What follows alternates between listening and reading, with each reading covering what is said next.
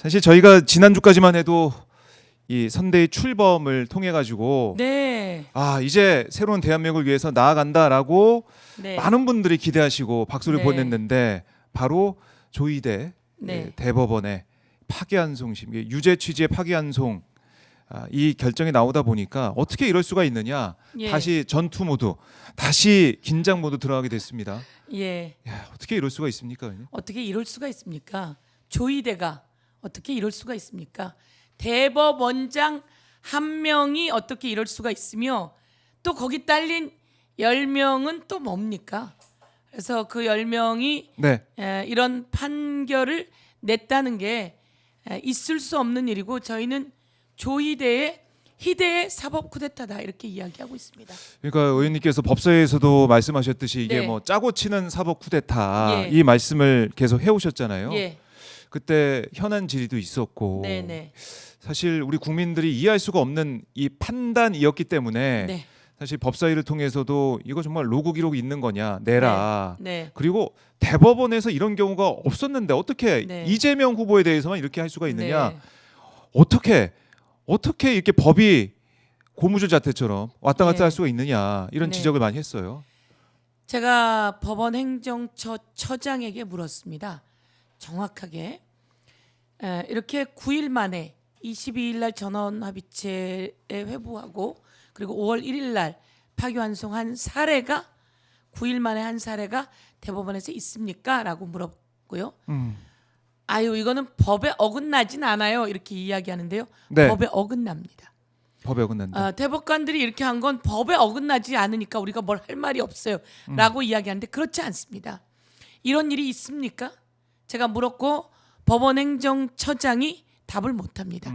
답변을 하세요. 라고 하니까 또 답을 못합니다. 네.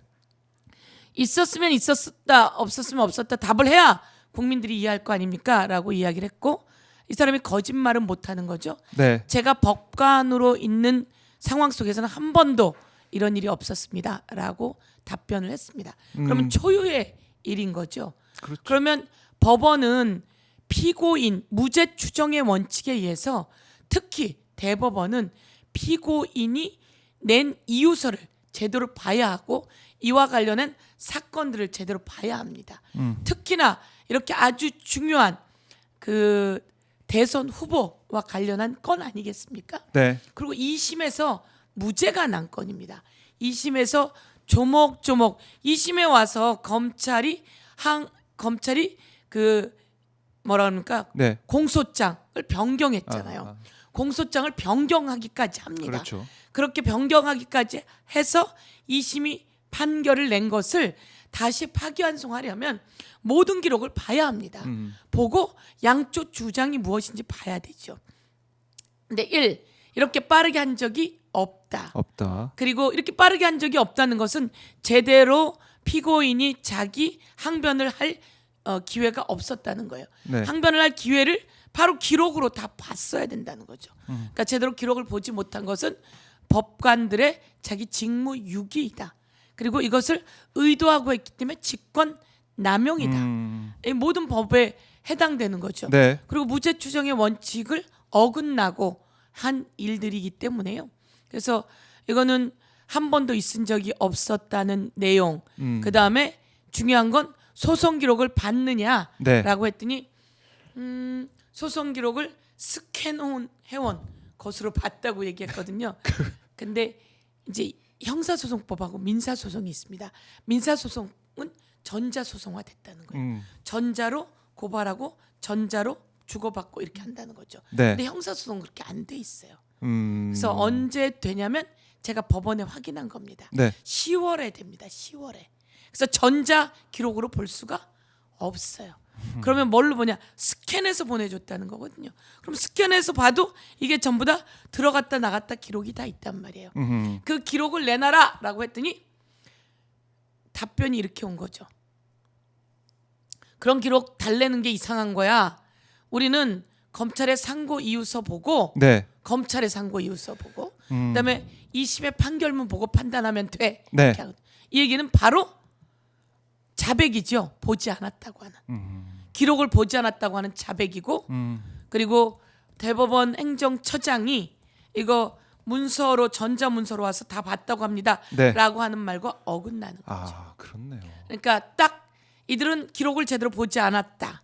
그리고 판결을 냈다. 파기환송했다. 네.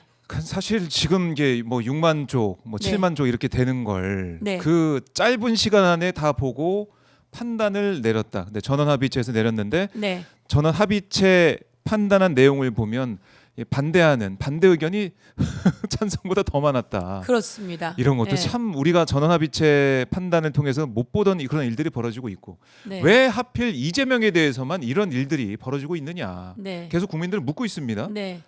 왜 하필 이재명에게 하느냐? 왜 하필 우리의 대통령 후보에게 하느냐? 왜 하필 89.9%로 네, 후보가 당선된 89.77. 사람에게 89.77로 네, 당선된 사람에게 하느냐? 이것은 우리의 선택권을 빼앗으려고 하는 너희들의 공작이다라고 판단을 하는 거죠. 공작이 아니고선 이렇게 할 수가 없습니다. 공작이다. 네. 그러니까 이 대법원의 판단 이후에 바로 한덕수가 네. 출마를 하는 그런 상황이 됐고 3시에 대법원에서 파기환송하고 4시에 기다렸잖아요. 물러난다. 예. 4시에 예. 한덕수가 기자회견하고 음. 눈에 보이지요. 한덕수도 알고 있었고 조이대랑 서로 소통했다라고 네. 하는 느낌을 지울 수가 없습니다. 의심을.